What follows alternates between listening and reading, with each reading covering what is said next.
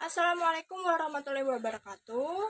Halo semuanya, selamat datang di video ujian lisan UAS Manajemen Koperasi dan UMKM. Perkenalkan, saya Revania Dwi Almasya dengan NIM 2310101137. Dalam video ini saya akan menjawab pertanyaan-pertanyaan yang sudah diberikan pada matkul koperasi dan UMKM. Tanpa berlama-lama, langsung saja kita mulai. Untuk soal yang pertama yaitu bagaimana syarat keberhasilan wirausaha koperasi? Berikan penjelasan dan contoh dari koperasi yang telah diobservasi sebelumnya. Yang B, apakah penyebab kegagalan usaha koperasi? Untuk yang A, syarat keberhasilan wirausaha koperasi dalam studi kasus KSP Batik Lasem, yaitu keberhasilan wirausaha koperasi ditentukan pada kemampuan koperasi menjalankan nilai kewirausahaan tanpa meninggalkan prinsip koperasi. Ada beberapa syarat utama dalam keberhasilannya. Yang pertama yaitu manajemen yang profesional dan transparan. Koperasi harus dikelola secara tertib, terbuka, dan akuntabel agar menumbuhkan kepercayaan sang anggota. Contohnya sendiri yaitu KSP Batik Lasem mengelola simpan pinjam dilakukan dengan pencatatan yang jelas, laporan keuangan yang rutin, dan disampaikan kepada anggota melalui rapat anggota, sehingga anggota merasa aman menyimpan dananya. Yang kedua, partisipasi aktif anggota. Anggota tidak hanya sebagai pengguna jasa saja, tetapi sebagai juga pemilik koperasi. Contohnya pada anggota KSP Batik Lasem aktif menabung, memanfaatkan pinjaman untuk usaha batik, dan hadir dalam rapat anggota tahunan atau RAT. Yang ketiga yaitu kepemimpinan yang jujur dan visioner. Pengurus harus memiliki integrasi, disiplin, dan visi pengembangan usaha. Contohnya dalam pengurusan KSP Batik Lasem berfokus pada membantu permodalan pengrajin batik lasem, sehingga pada koperasi tumbuh sejalan dengan usaha anggotanya. Yang keempat, yaitu ada usaha sesuai kebutuhan anggota. Kegiatan usaha koperasi harus menjawab kebutuhan nyata anggota. Contohnya yaitu KSP Batik Lasem menyediakan pinjaman modal kerja dengan prosedur yang lebih mudah dibandingkan lembaga keuangan formal. Yang kelima, ada kepatuhan pada prinsip koperasi. Koperasi harus berdasarkan asas kekeluargaan dan demokrasi ekonomi. Contohnya sendiri yaitu setiap anggota memiliki hak suara saat dalam pengambilan keputusan tanpa memandang besar kecilnya simpanan.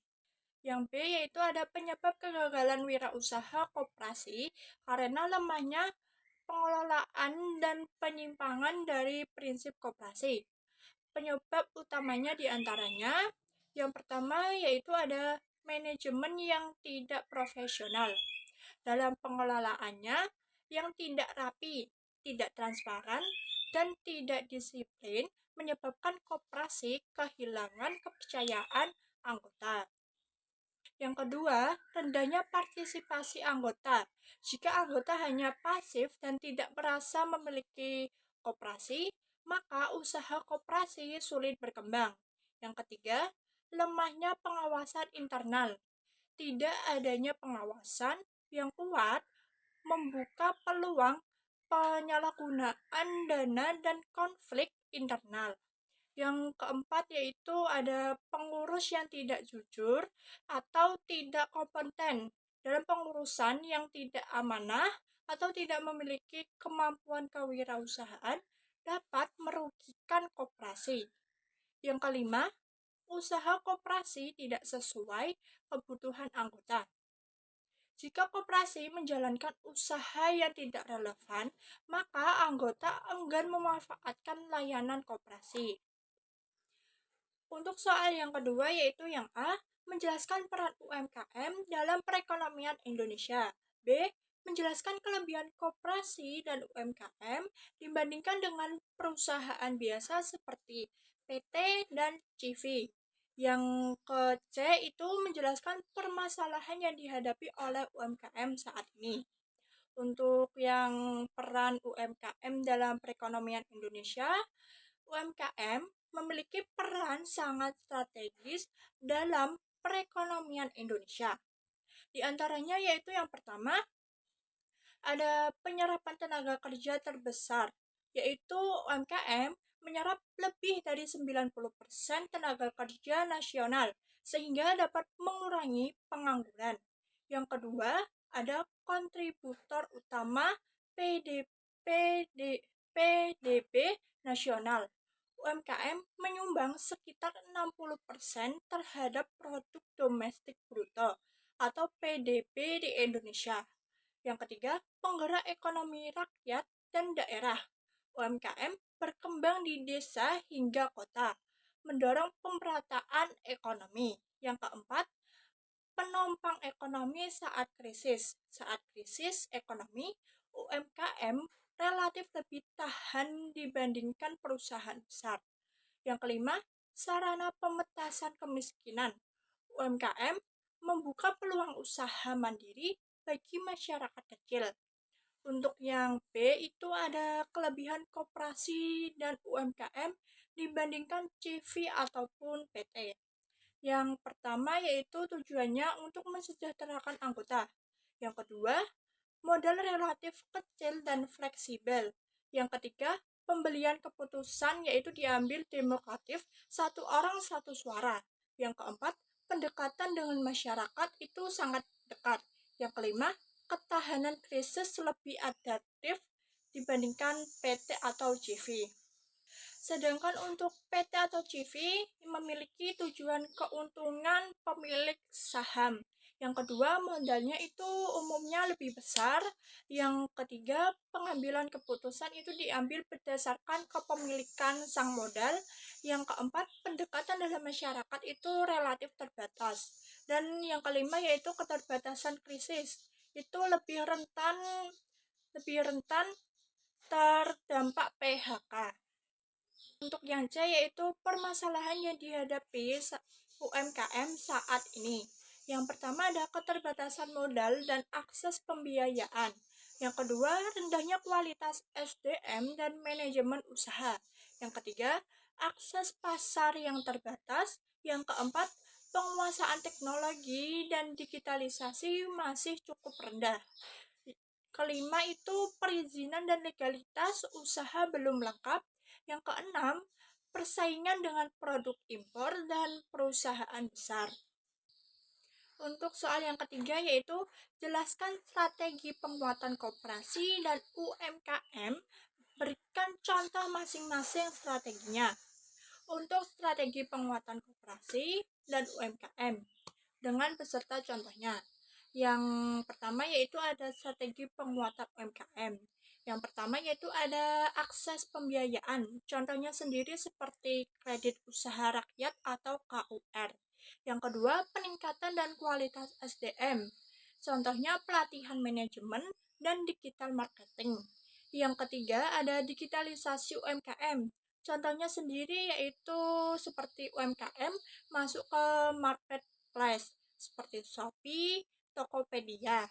Yang keempat itu penguatan legalitas. Contohnya sendiri pembiayaan NIP dan sertifikat halal. Yang B itu ada strategi penguatan koperasi. Yang pertama yaitu ada modernisasi manajemen koperasi. Contohnya sendiri yaitu digitalisasi pencatatan keuangan. Yang kedua yaitu ada penguatan pemodalan. Contohnya sendiri yaitu penyertaan modal anggota dan LPDP. Yang keempat, pengawasan dan penilaian kinerja. Contohnya sendiri yaitu dalam pemeringkatan koperasi oleh Kementerian Koperasi. Yang keempat, pengembangan usaha berbasis kebutuhan anggota. Contohnya KSP, Fokus Pembinaan UMKM Anggota. Untuk soal yang keempat yaitu A. Menjelaskan tujuan penilaian koperasi dengan metode pemeringkatannya. Yang B. Menjelaskan prinsip pengukuran kinerja koperasi di Indonesia. Yang C. Memberikan contoh dan penjelasan sebuah koperasi yang sudah dinilai dengan metode pemeringkatannya.